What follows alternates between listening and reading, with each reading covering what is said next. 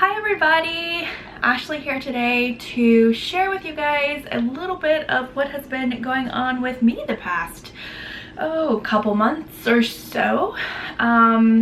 If you guys watched our Vlogmas, then you probably already have a little bit of an idea about what I'm about to share with you guys because I talked about it a little bit in some of those videos, but just wanted to do an update for everybody because there's gonna be some more things around this in the coming weeks, and so just wanted to let you guys in on what's been going on.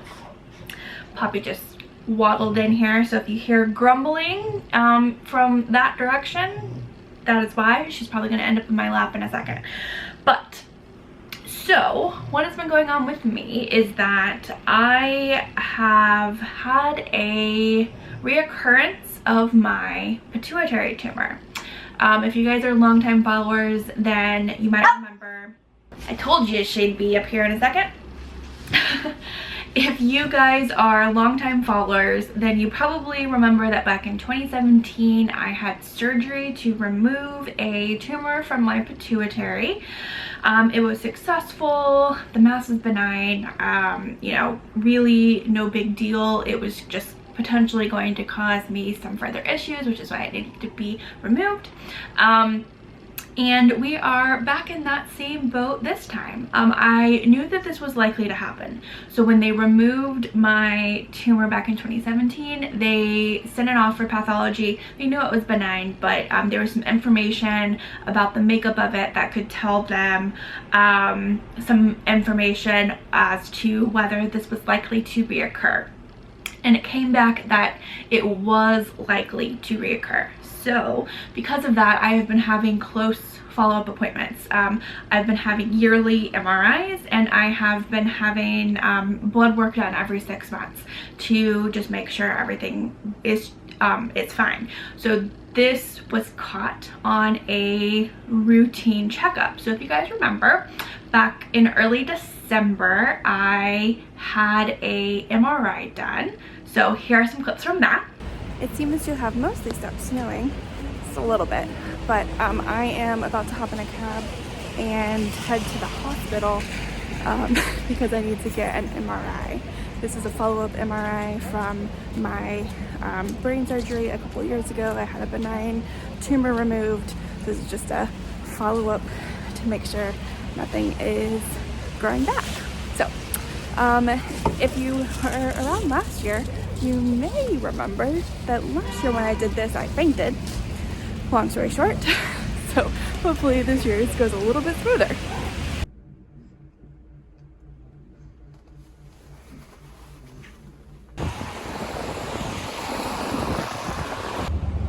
Well, I finished up my MRI, and the hospital's across the street from Central Park, so I popped in real quick because it's all snowy and I just wanted to see it. Obviously it's dark, so you can't see it very well in this video, but it is quite pretty. I love Central Park when it snows. My MRI went well. I don't have the results back yet. Obviously I'll have them probably tomorrow. Sorry, I'm squinty. There's snow blowing in my eyes because it's still snowing. They made me keep my shoes on, which that's never happened in an MRI before. They always give me like those slipper socks, but I was wearing snow boots and I felt so ridiculous in my hospital gown with giant snow boots on. Isn't that so silly? Anyway, so I had to take a shot of that for you guys to have that visual, because it's definitely something I want to remember. Just kidding, it's not. So I had to get an MRI of my brain. If you're not familiar with MRIs, the process is you change into a hospital gown. A nurse has to come and give me an NIV, because for me, I have to get an MRI with and without contrast, which basically means they do the whole thing and then they pull me out and put contrast in my IV and then do it all over again. To, I guess, diagnose the differences. I don't know. I'm not a doctor. So the whole process for me is about 30 minutes in the machine. If you've never had an MRI before, the closest thing I can describe it to is kind of like being in a coffin, very loud coffin. Not that I have experience in coffins, but I imagine that a coffin is probably roomier than this MRI machine. It is basically a metal cylinder that they shove you into. The machine is very loud, and usually they give me headphones and I can listen to music, but this guy did not. He gave me earplugs, which didn't really help much. So it was loud and I was bored because I was just listening to the machine noise. If you've never had an MRI and you are in any sort of degree of claustrophobic, you might struggle with an MRI. I personally am okay. I know what's happening, but if I close my eyes as soon as they start to push me in, I'm fine. I can't really keep my eyes open because then I'm hyper aware of how tight of a space I'm in, and I might start to freak out a little bit. Oh, also my head's in a cage. Left that part out. That's also fun. So anyways, plus they were running behind tonight. I waited like an hour before they even pulled me back, and then, you know, it's a whole process of getting changed and getting an IV and then actually doing it and then having to get dressed again. So all said and done, I've been here like 2.5 hours. So I'm ready to go home. So then after my MRI, I had a routine 6-month follow-up checkup with my endocrinologist. And this was, again, just to do some routine blood work, but I hadn't yet received the results from my MRI when I walked into this appointment. Technically, I was waiting on my neurosurgeon to give me those results, but my chart is all linked. So when I walked into my endocrinologist office, she was able to give me those results. So here are some clips from that day. I am off on this rainy Monday. It's about lunchtime and I have to head to a doctor's appointment. So I'm gonna hop in a cab real quick and then go to the doctor, then head back to more work.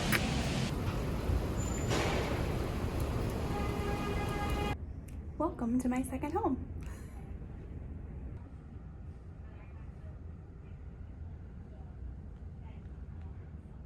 So then during that appointment, I found out that it looked like the mass was back and I needed to get into my neurosurgeon. He happened to have an availability the following day. My endocrinologist called the office immediately while I was sitting there with her to see if they could squeeze me in. So the following day, I went to a surprise appointment with my neurologist to discuss my MRI, and here are some clips from that.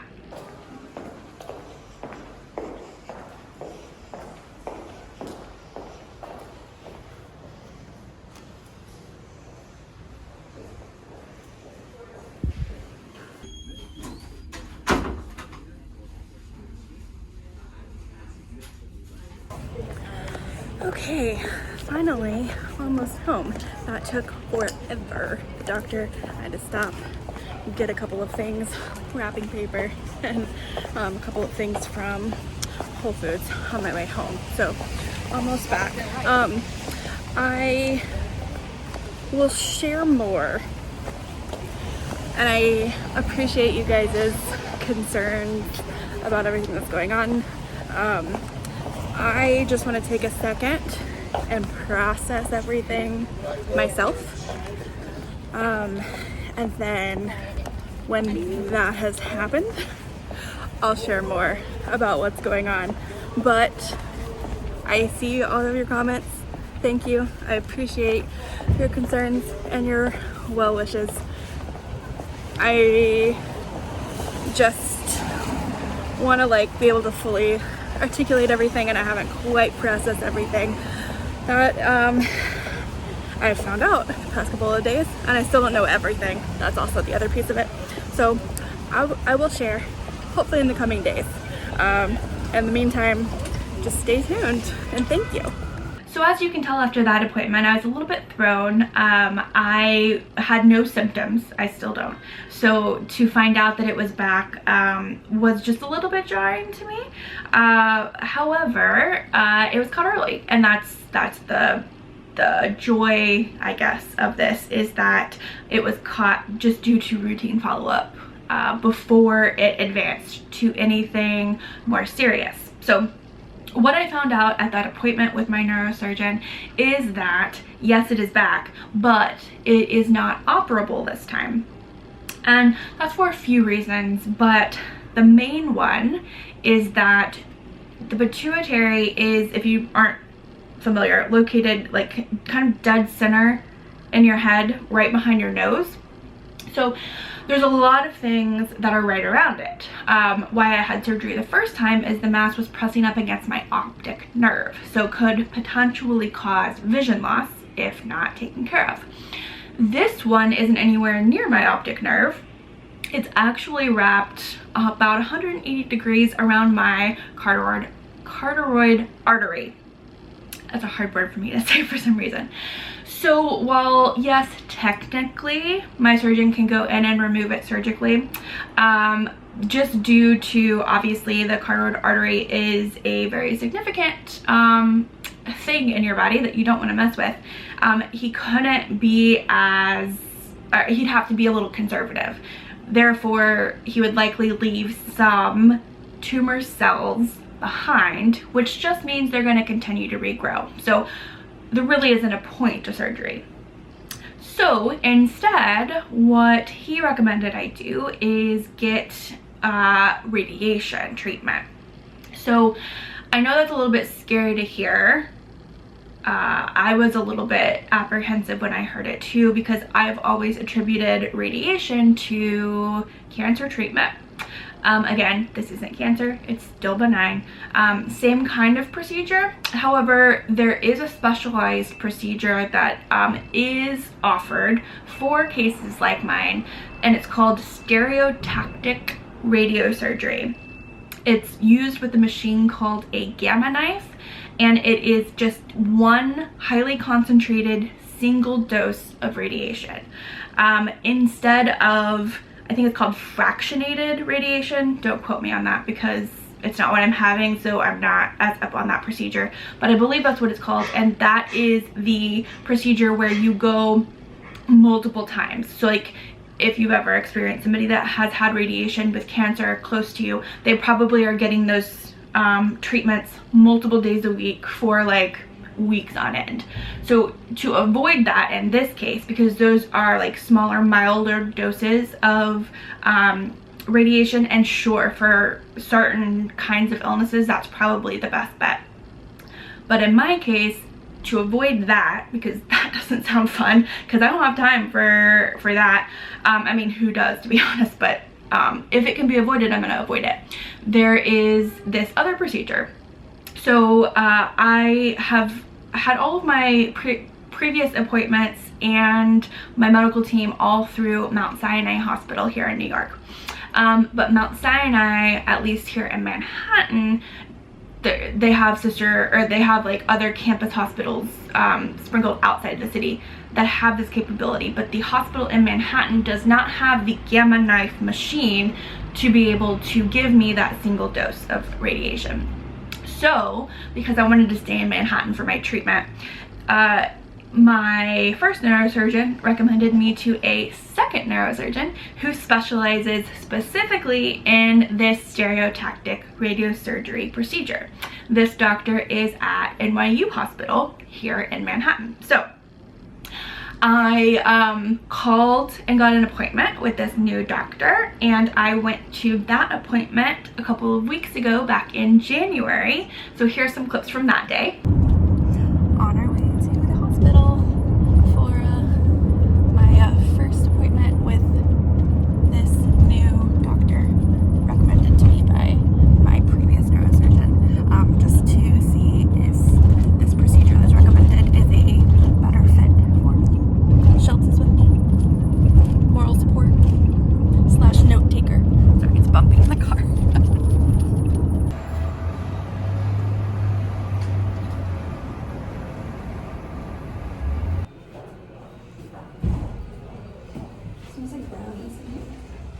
like brownies in here.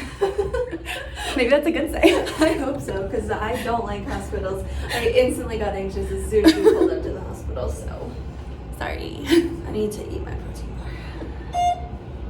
So Shelby was with me at that appointment, and it was confirmed that that is a great course of treatment for me.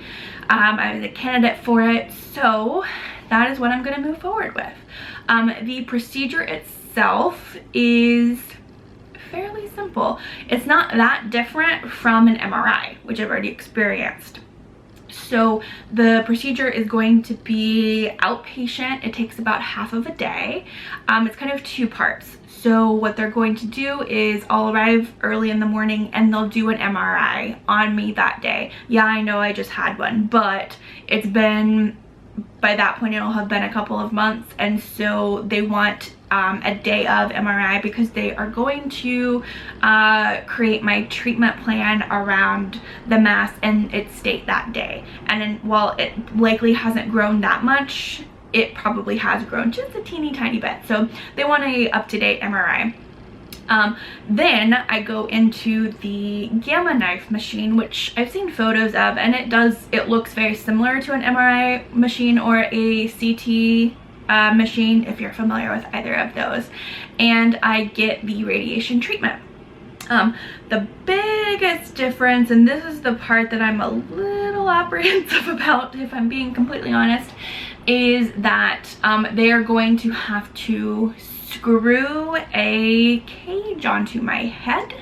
In my MRIs, my head has been, like, I think I've talked about even in the clip that you just saw, my head has been in a cage, but that is not attached to my head. It's just I lay down on the table in the MRI, and they like lock a piece over my face just to keep my head stable. But in this case, they're physically going to like screw a cage onto my head.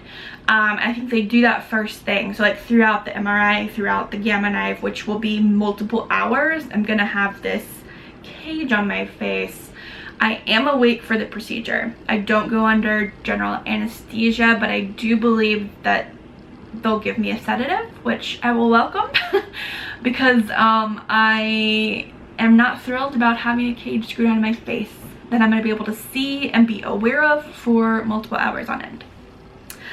But let's see. So after the procedure, the goal is that the tumor will, number one, not grow anymore, but number two, shrink. That process could take years though.